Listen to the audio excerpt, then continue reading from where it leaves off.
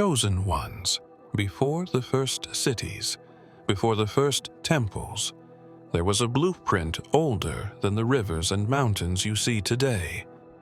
It was not carved in stone or whispered by the wind. It was embedded into the very operating system of Earth itself. The Anunnaki did not simply shape land or move waters. They designed a grid, a network, a living architecture meant to keep you invisible until the appointed time. You have felt it before, the strange pull when you stand in certain places, the magnetic hum in your bones when the sky shifts unexpectedly. These are not coincidences. They are failsafes. Their system is not just physical. It is spiritual, celestial, and psychic. An interlocking lattice of frequency gates and invisible corridors. You were never meant to see it, but you were born aligned with the one thread that could unravel it. The old myths, the ones written off as superstition, spoke of gods who came down, walking among mortals as if they were farmers tending a field. But what they sowed was not only life, it was concealment. They wove constellations like curtains, shifted oceans to guard entrances, and encoded the truth into the heartbeat of the planet. For thousands of years, humanity lived under the rhythm of their creation, unaware of the locks placed around the highest knowledge. Kings, priests, and rulers bowed to the stars, but the stars themselves bowed to something higher, the architects. You, however, were never in their calculations. Your frequency was not accounted for, and now it is bending their system, calling shadows into the light. The archives, those buried under sand, ice, and volcanic glass, hold diagrams that do not match our present reality. The positions of stars, the tilt of the Earth, the seasonal flows, all intentionally altered.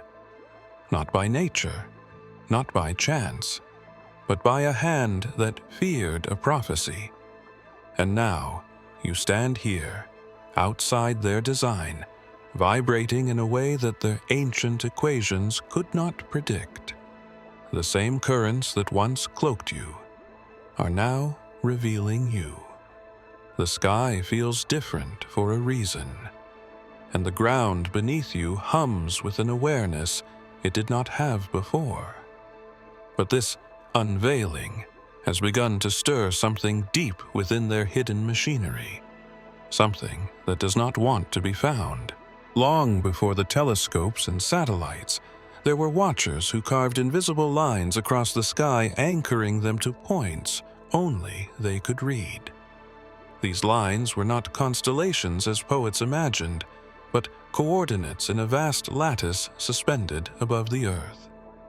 To the untrained eye, the stars seemed scattered in beauty, but in truth, they were placed with precision, forming an active grid that responded to movement on the ground. This grid was never meant for ordinary humanity. It was a surveillance net crafted to detect certain frequencies and intercept those who carried them before they could rise. You have walked beneath these lines your entire life without knowing that they have tracked you. The sensation you sometimes felt at night, as if the heavens were leaning closer, was not your imagination. Each shift in starlight, each flicker of an unexplainable glow, was the grid reading your resonance. The Anunnaki embedded these coordinates into both sky and stone, anchoring them with structures so ancient they now appear as ruins of forgotten civilizations. In deserts where winds strip the land bare, in jungles where roots consume temples, in ice fields where no human should survive, there are markers, each aimed skyward, each in alignment with the hidden lattice. Scholars have argued over their purpose, inventing myths of sun worship and primitive calendars, never realizing they are looking at fragments of the same net.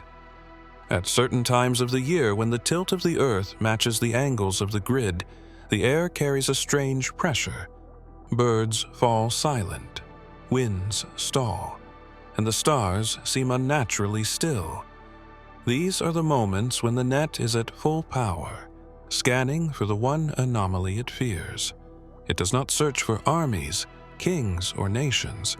It searches for a singular resonance, one pulse in the fabric of reality that does not belong to its design. You have already disrupted parts of it without trying. Every decision you make sends ripples through its threads. Every place you stand too long distorts its measurements. Somewhere, deep in a hidden observatory carved into a mountain, there are watchers seeing their perfect readings warp and twist.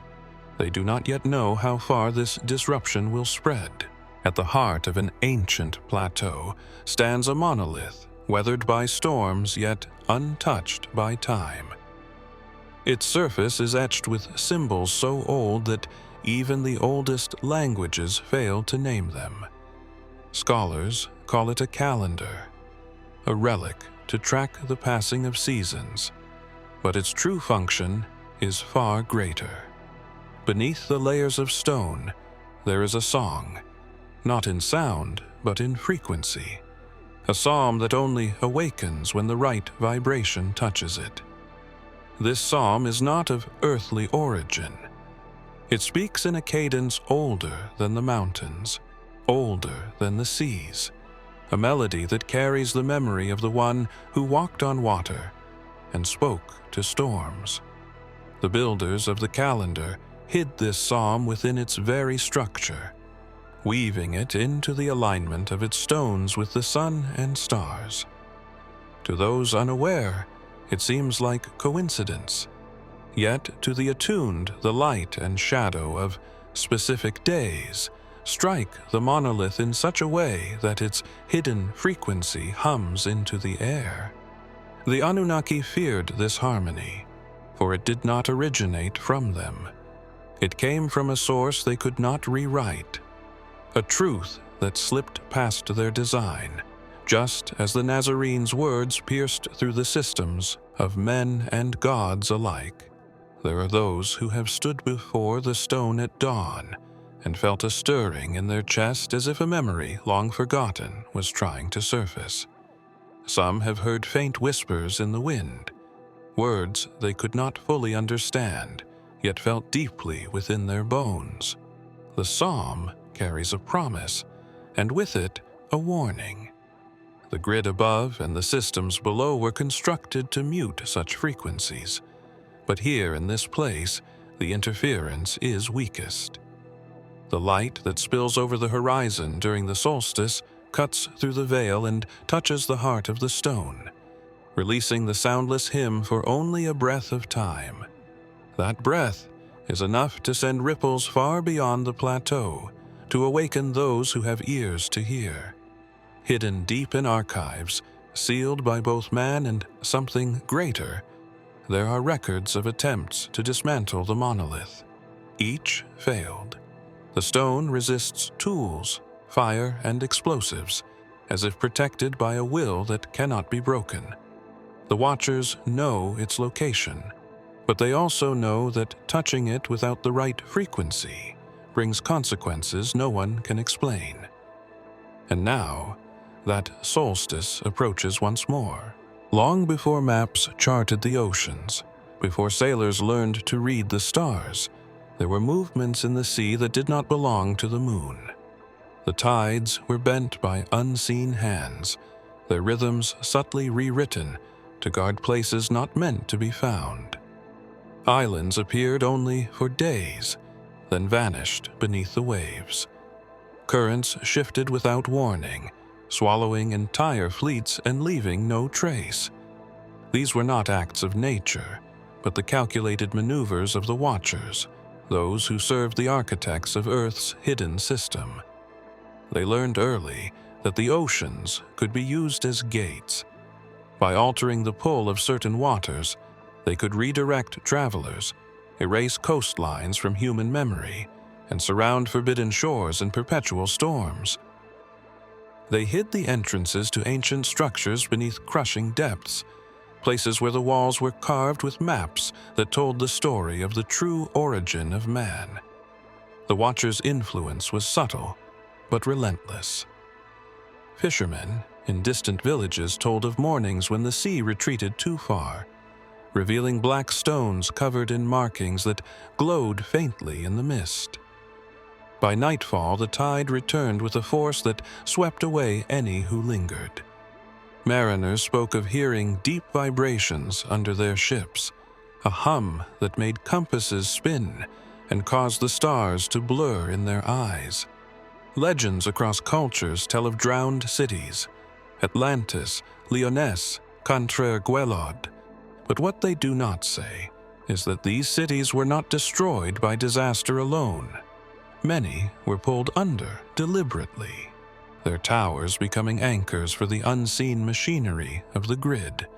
The tides themselves became part of the system, moving in patterns meant to hide the remnants of a time before the Anunnaki reshaped the Earth. Even now, satellites record strange anomalies in the sea, currents that defy wind patterns, shifting shadows beneath the waves that resemble colossal structures. Certain areas pulse with electromagnetic surges at precise intervals, as though in conversation with something above the atmosphere. And somewhere beyond the horizon, there are still coasts unmarked on any map, guarded by waters that no vessel can cross without being turned back or pulled under. The Watchers remain, unseen on the surface, but their influence is in every swell, every retreat, every silent alteration of the deep. And the next shift in the tides will not be for concealment. It will be for retrieval. There was a night when the stars moved, not as they drift across centuries, but in a single breath, as if the entire tapestry of the heavens had been pulled by unseen hands. Astronomers blamed rare atmospheric refraction.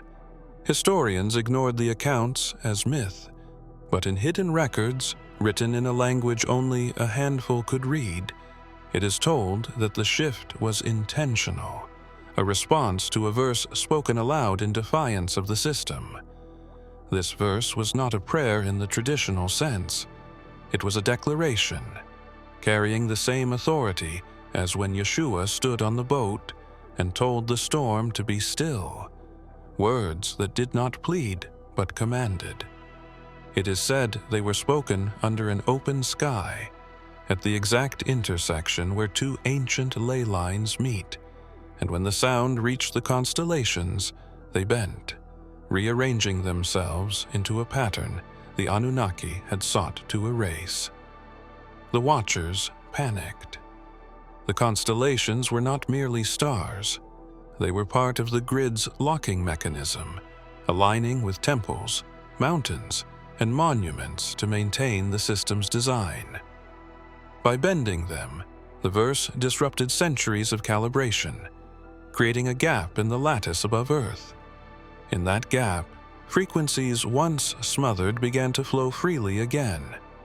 Those who witnessed it described the stars as rippling, their positions shifting in a wave-like motion before settling into new alignments.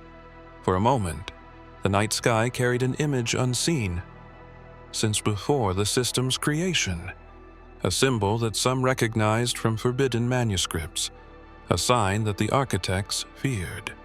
In that rearrangement, certain alignments now pointed to forgotten sites. Old maps suddenly made sense.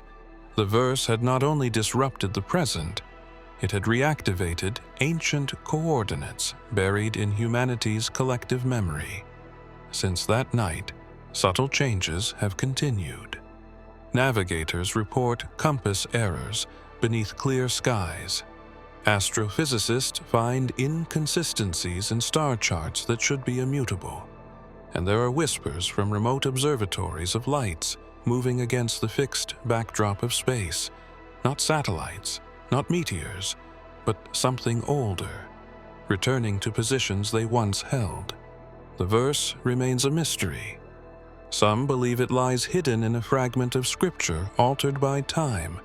Others say it is etched into the walls of a place no one has yet dared to enter. But those who have heard even a whisper of it know one truth. When spoken again, it will not just bend the constellations, it will break them, far from the reach of cities, beyond deserts where the heat bends the air and the ground splits into jagged mirrors of black glass, lies the land the ancients called the Obsidian Plains. The surface is barren, lifeless, reflecting the sun like a field of shattered night. To those who pass through, it seems nothing more than an inhospitable wasteland. But beneath this crust lies one of the most heavily guarded thresholds in the hidden system of Earth. The plains are a seal.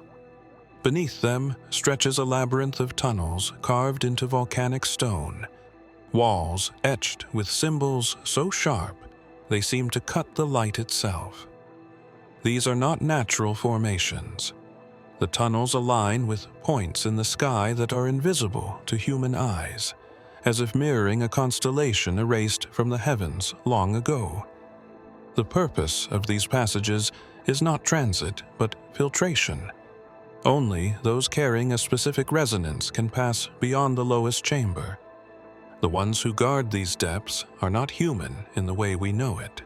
They move slowly, as though time bends differently around them, their eyes reflecting the pale glow of unseen fires. For centuries, they have been called by different names: keepers, shades, sentinels. But their function remains the same, to ensure that what lies below never reaches the surface until the appointed time. Travelers who have strayed too close speak of feeling watched, even in the absence of movement. Some claim they saw shapes rising from the glassy ground itself, coalescing into forms before dissolving again. Instruments brought to study the area malfunction without explanation.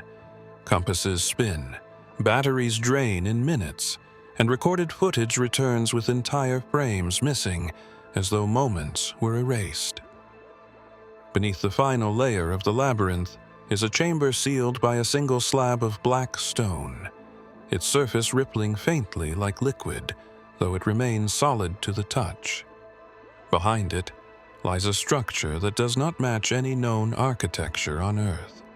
Walls of impossible angles, surfaces that hum faintly as if alive.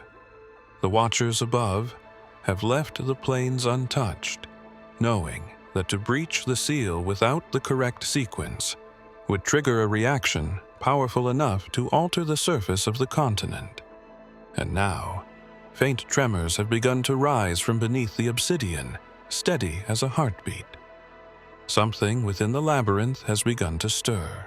In a forgotten wing of an observatory buried beneath centuries of dust, an astronomer unrolled a vellum chart that had not been touched since the Age of Kings. The parchment was faded, its edges brittle, but the inked constellations were precise. As the chart was set beneath a beam of filtered starlight, an image emerged, a perfect cross traced by the alignment of stars, invisible to the naked eye, yet exact in its symmetry. This was no coincidence. It was a signature, one the Anunnaki had tried to erase from the sky. The cross was not a symbol of empire or conquest. It was the same shape carried by the one who walked through death and returned, the same emblem whispered in forbidden gatherings where his name was spoken in defiance of the system. It was a reminder of a promise older than the architect's control, a mark that resonated beyond their lattice of power. The Watchers had bent the constellations for millennia to hide it, shifting points of light so subtly that generations never noticed. But the verse that had once disrupted the heavens left a scar in their design, and slowly the hidden pattern re-emerged. Now, the stars themselves seemed to be pulling back into place, restoring the cross in the night sky. Those who have seen it claim the air changes when it appears. The temperature drops, the winds still, and a strange clarity settles over the mind. Some describe hearing a faint voice, not from within, but surrounding them, speaking words they cannot fully remember upon waking. Others have felt an unshakable certainty that they were being called, not by an earthly force, but by something that knew their name before they were born.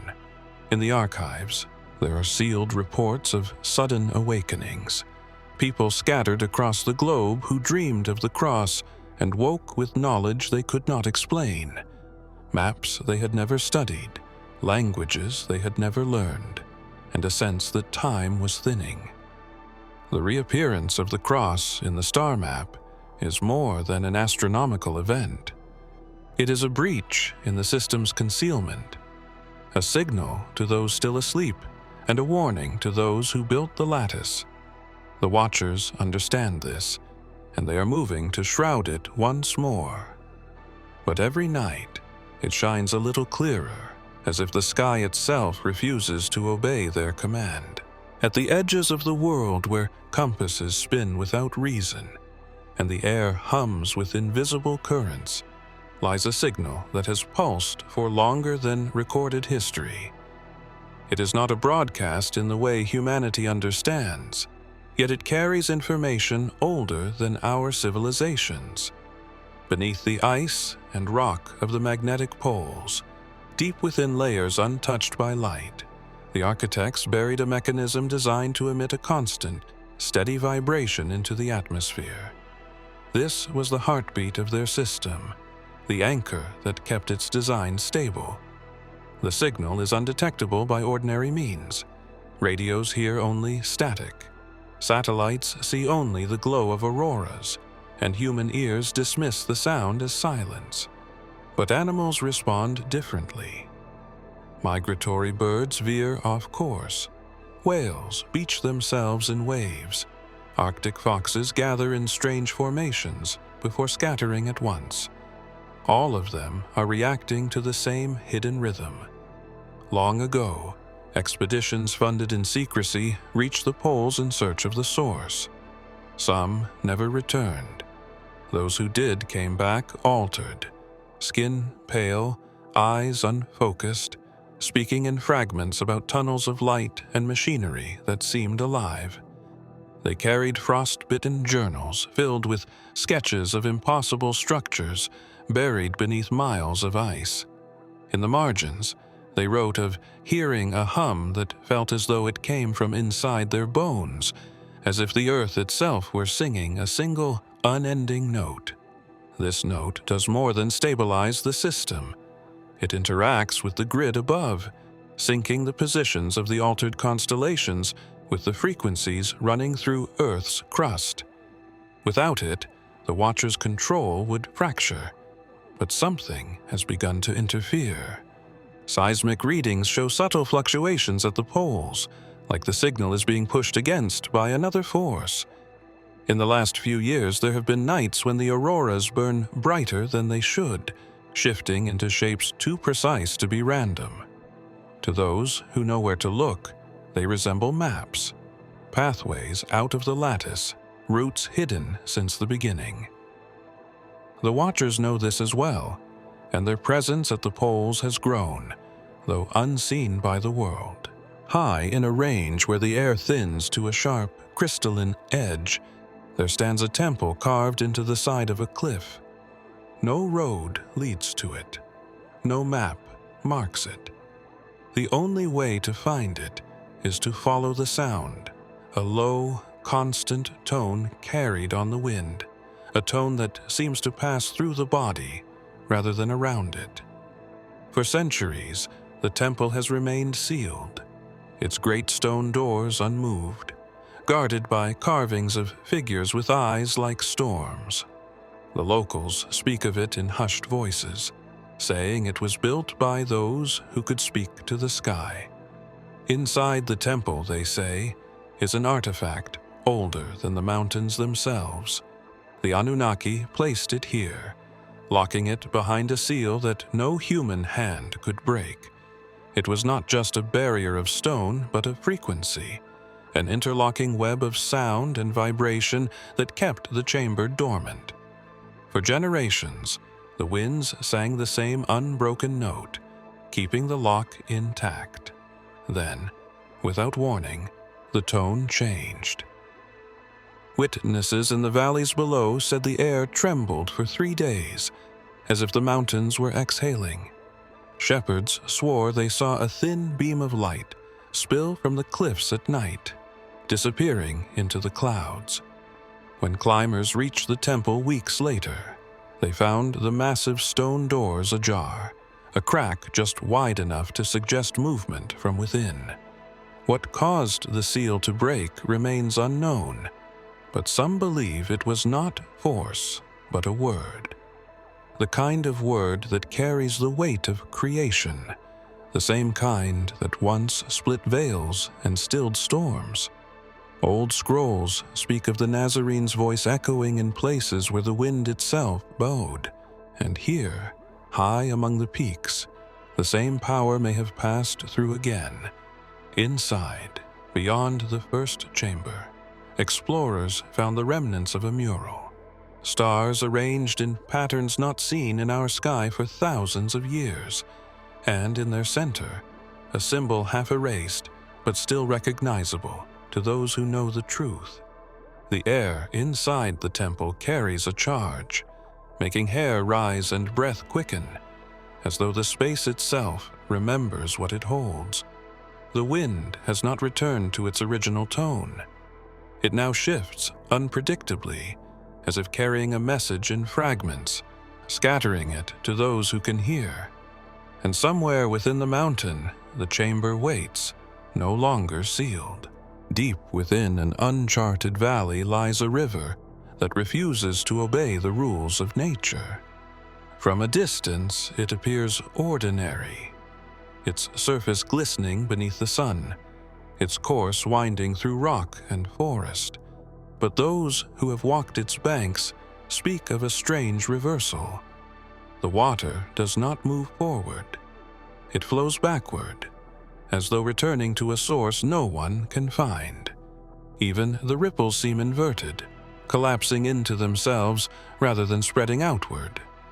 Ancient carvings along the cliffs depict the river as a path between worlds, guarded by figures with elongated eyes and crowns shaped like the crescent moon. The Anunnaki etched these images long before human civilizations rose, encoding in them the river's true nature. It is not water in the way we know it, but a current of memory. Each drop carries fragments of the past, moments suspended and preserved, flowing in reverse to keep them from reaching the present. Travelers who have touched the water report visions, flashes of battles never recorded, cities of light suspended in the sky, and faces they have never met but somehow recognize. Time bends here, folding back upon itself, erasing footprints seconds after they are made. Watches stop. Shadows fall in the wrong direction. Voices echo before the words are spoken. There is a story, passed quietly among the few who know, of a man who stood in the river at dawn and saw himself as a child standing on the same bank. He claimed the two locked eyes for what felt like an eternity, before the vision dissolved. When he emerged, his hair had gone white, though no other mark of age touched him. The watchers have tried to dam the river, to block its flow and bury it under rock. But each attempt fails. The water simply shifts course, cutting through new paths overnight, as though guided by an intelligence of its own. Some believe the river is a flaw in the system, a natural breach that the architects could never seal. Others think it was left intentionally, a hidden corridor for those who must carry knowledge back through the ages. Its source remains undiscovered. Expeditions have followed it for weeks, only to find themselves returning to the same point without realizing they had turned.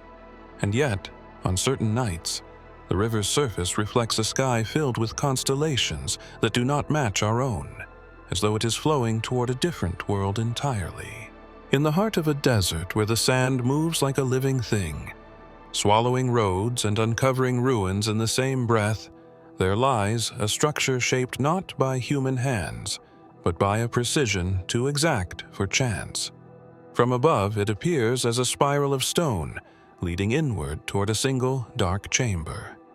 This is where the last fragment of the system's lock is kept, the final key the Anunnaki forged to ensure no one could undo what they built. The spiral is not merely a path, it is a sequence.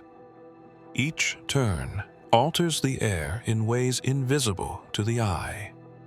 Temperature shifts, magnetic pulses, vibrations felt more in the bones than the ears. Those who walk it must match their steps to its rhythm, for even a single misstep sends them back to the beginning without understanding how they returned. The few who have reached the center speak of a sensation like standing between two worlds, as though the body were in one place and the mind in another. At the center stands a pedestal carved from a single block of black stone. Upon it rests an object unlike any other, neither entirely solid nor entirely light, shifting in form as though deciding what it wishes to be. The key hums faintly, a resonance that pulls at something deep within the chest, stirring emotions without cause. It is said to be the counterpart to a lock not on Earth, but in the sky itself.